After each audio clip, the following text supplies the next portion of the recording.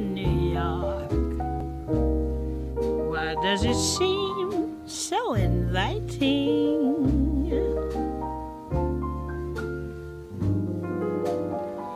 Autumn in New York, it spells the thrill of first nighting.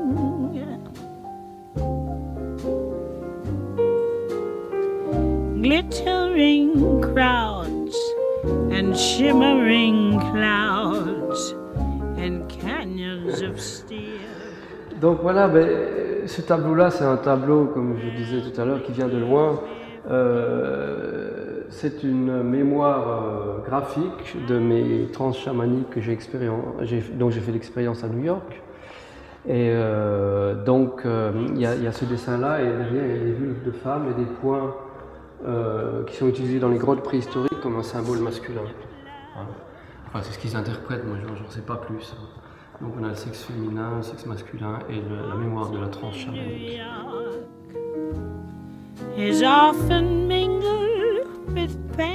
Donc lors de cette transe chamanique sous hypnose, j'étais donc allongé comme ça, presque endormi, et soudain l'énergie est venue me chercher, disons, bon, pas les esprits, l'énergie, et j'étais en Sibérie où tout était blanc là. Tout était blanc avec un ours blanc, les bouleaux blancs. Et soudain, il y a une force qui est venue me chercher, qui m'a entré au centre de la Terre. Et là, j'ai rencontré un tigre. Et le tigre, où est-ce qu'il est? Donc là, c'est la Sibérie, le tigre est là. Et bon, on s'est mélangé, un peu battu. Et on est ressorti, le tigre et moi, en Afrique, au pays des morts, ici. Et après, je suis rentré dans la Terre tout seul et je suis ressorti par un volcan.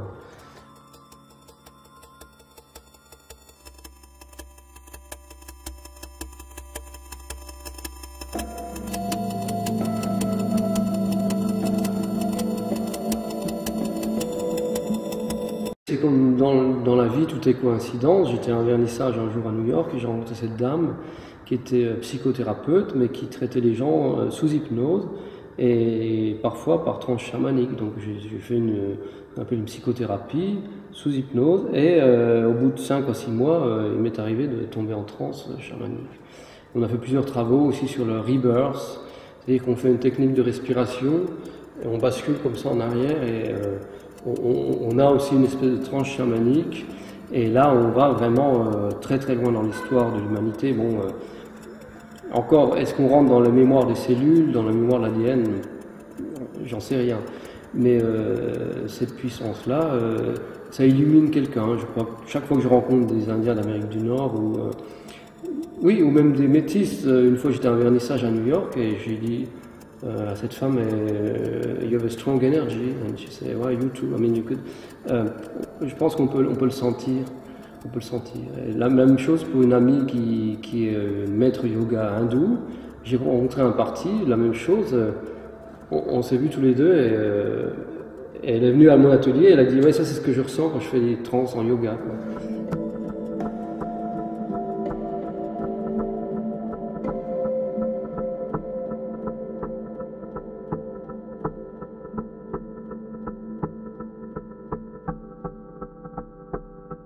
On peut lire beaucoup de bouquins sur le chamanisme, sur les tribus nord-américaines et tout, mais tant qu'on n'a pas vécu cette expérience, on ne sait pas de quoi on parle, et surtout, la lumière est particulière dans une transe. La lumière est vibratoire. Bon, voilà, on ne peut pas dire mieux, c'est vibratoire. Donc on parle de vibration à partir de ce moment-là. Mon travail a changé, oui, je travaille beaucoup sur ce qu'on appelle les patterns, c'est-à-dire les motifs répétitifs, justement pour créer des vibrations dans l'esprit du spectateur, ou dans le mien aussi, comme, en travaillant comme ça. Ça provoque du plaisir de travailler. Ça,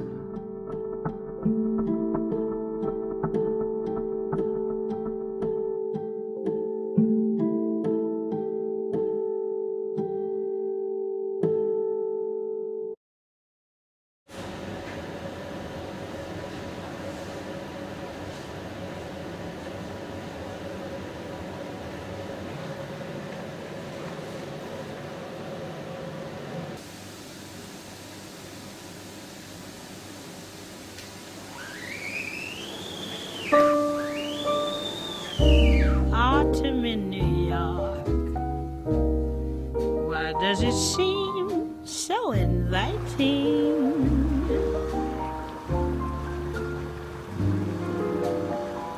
Autumn in New York, it spells the thrill. J'ai vécu 12 ans à New York, j'ai vécu 1 an et demi à Montréal d'abord. Et puis après, je suis parti sur New York, donc 12 années avec un atelier à Brooklyn, un atelier à Long Island City, un atelier à Chelsea. Et j'ai rencontré toute la scène, enfin tous les artistes qu'il fallait que je rencontre. Des grands directeurs de galeries comme Leo Castelli, qui était justement le directeur, le découvreur de Andy Warhol, Jasper Johns, Rauschenberg, Liechtenstein. On peut les citer. Et cet homme-là m'a beaucoup aidé, surtout dans son approche humaine par rapport à mon travail et sa grande connaissance de l'art contemporain.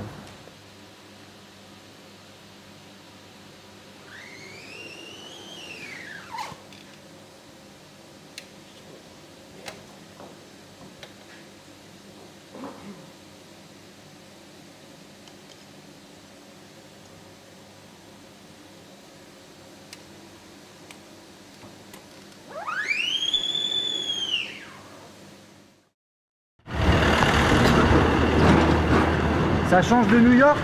Ah oui. Besançon, pour moi, c'est dur. Parce qu'il y a, justement, il n'y a pas d'énergie humaine. Les gens sont enfermés dans leur petite vie quotidienne et ils ne communiquent pas vraiment. Beaucoup de gens sont déprimés. Ça m'emmerde. Tu n'as pas du tout cette sensation quand tu es à New York? Ah, pas du tout, non, non. Je sors tous les soirs, je rencontre du monde, des copains. Les gens sont plus dans le move, quoi. Ils bougent. Voilà. Et pourtant on dit que c'est plus difficile quelque part, on aide moins les gens, on aide moins l'art, on aide moins la culture. C'est vrai et c'est faux. Pour des problèmes techniques, enfin, des problèmes de santé, c'est mieux d'être en France, c'est sûr. Mais New York, c'est pas l'Amérique tout entière. Et à New York, tous les gens qui sont là-bas, ils en ont chié à un moment donné de leur vie. Et ils aident les autres et c'est un échange de bons procédés. J'ai toujours été aidé quand j'étais vraiment dans la dope, quoi. Voilà. Bon.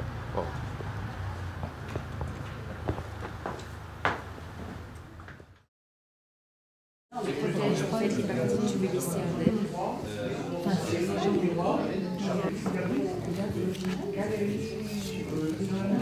C'est contradictoire avec sa première déclaration qui dit la peinture en tant que tableau-objet m'emmerde. Donc là...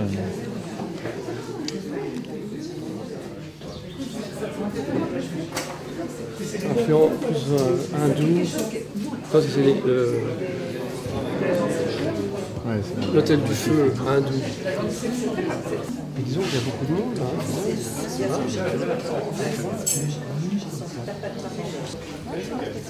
Ouais. Oui, c'est bon. Elle est très impressionnée. Ah bon? Très impressionnée. Donc c'est vous qui fais passez tout, la oui. raclette? Oui, oui. Je pensais que vous faisiez faire. Elle est du Houdou, la raclette. J'ai vu vos cadres de sérigraphie là, très bien rangés. Bah oui, bah, il faut tout ranger parce qu'après on est confus. Il faut vraiment bien organiser. Il y a le moment du travail, je ne sais pas ce que je fais.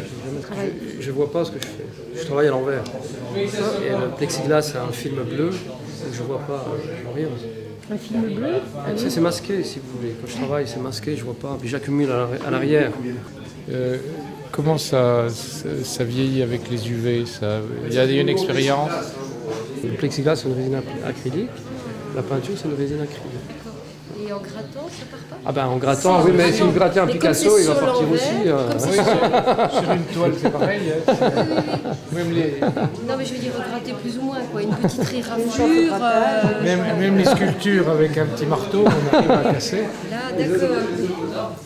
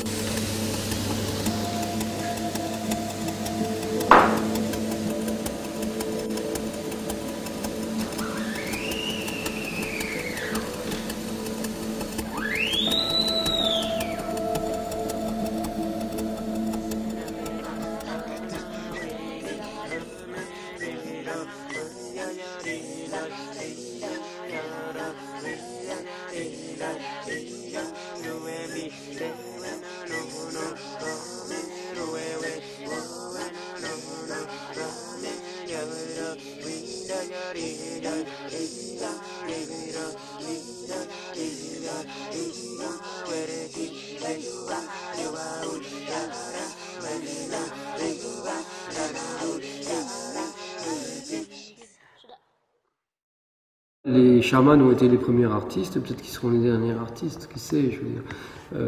Pour moi, ce qui est important, il y a beaucoup d'artistes qui ont travaillé avec les chamans d'Amérique du Nord, comme Jackson Pollock, qui a vécu en pays Navarro, et il travaillait au sol, justement.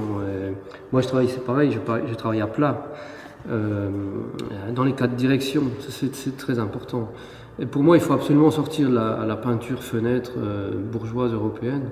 D'ailleurs, la peinture ne m'intéresse pas à partir de la Renaissance, à part quelques exceptions. Hein. Mais c'est sûr qu'aujourd'hui, bon, le matériau est ce qu'il est, je travaille avec l'ordinateur, et toute société qu'on dit primitive vont toujours assimiler les techniques d'autres peuples, c'est normal. Il n'y a pas d'a priori à avoir, et je pense qu'on peut être spirituel en travaillant sur plexiglas, il n'y a pas de frein là-dedans.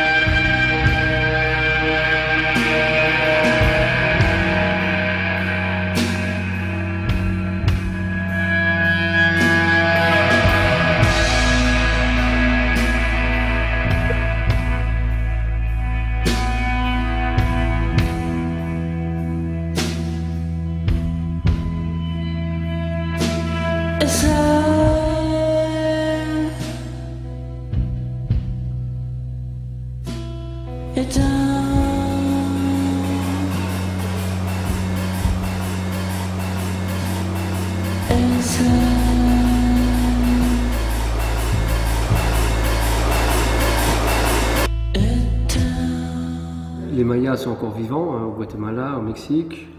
Et bon, il y a une survivance des pratiques spirituelles en Amérique du Nord avec le New Age et tout ça. Ce qui est surtout perdu pour moi, c'est le rapport à l'autre, parce qu'on vit dans une société tellement égoïste. Et à ce moment-là, chaque fois que je vais dans un musée et que je vois des objets qui ont été faits, par exemple pour une petite fille, pour une cérémonie d'adolescence, on sent tout l'amour qu'il y a pour la fille qui devient femme, toute l'attention que la mère porte à l'enfant, dans des petits mocassins de bébé ou tout ça, et ou même dans les blouses des femmes des Indiens Kuna de Panama, on sent une dimension spirituelle et d'amour, quoi, de respect pour la vie et d'amour pour les autres. Et c'est ça qui manque un peu aujourd'hui, un peu d'amour et de lien, le lien, voilà. Parce que tout est lié dans mon travail et tout est modulable, tout est flexible.